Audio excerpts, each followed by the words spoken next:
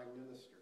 The prime minister is chosen, on the other hand, by the ruling party. So the person who truly rules India, the prime minister, is not chosen by the people, but rather by the ruling party. So although that ruling party has been chosen by the people, that's filtered down, and the prime minister is not chosen directly by the people. Here in the U.S., we choose our president through an election where every voter has the opportunity to express their vote for who they want to be president. So the system is a little different, and the power is different. There is no prime minister. There is no head of the government chosen by the ruling party. So you could have a ruling party of Republicans and a president who is a Democrat, or vice versa. And so you can have this dichotomy where the ruling party does not have this person in power who is from that party. That person in power can be from the other party. And that's because of the way our system works, because we choose our president directly, and our president holds the power that in India the prime minister would hold. So there's a big difference in the way that electoral process works, and it gives us a different sort of system. In India, there would be a tremendous amount of, and India also is a multi-party group. So when we talk about the ruling party, we're not talking about one of two. We're talking about several different parties. We're talking about a multi-party system where there are gray areas, where there are overlapping areas, where many, many parties have similar ideas and might diverge on some smaller things.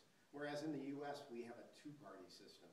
And in a two-party system, things tend to get a little more polarized. And I think you'll see the evidence in this election this year, and you will have seen the evidence if you were in the country 4 years ago in the last election.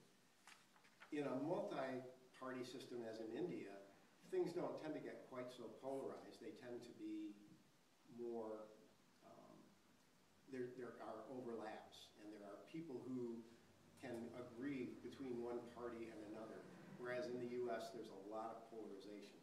So that polarization sometimes works against the US because of the fact that our president can be chosen directly by the people and not by the ruling party. So we can end up with those situations where the president is indeed not in sync with the ruling party, perhaps. And that has happened on a number of occasions in a number of elections. It could very well happen in this election year.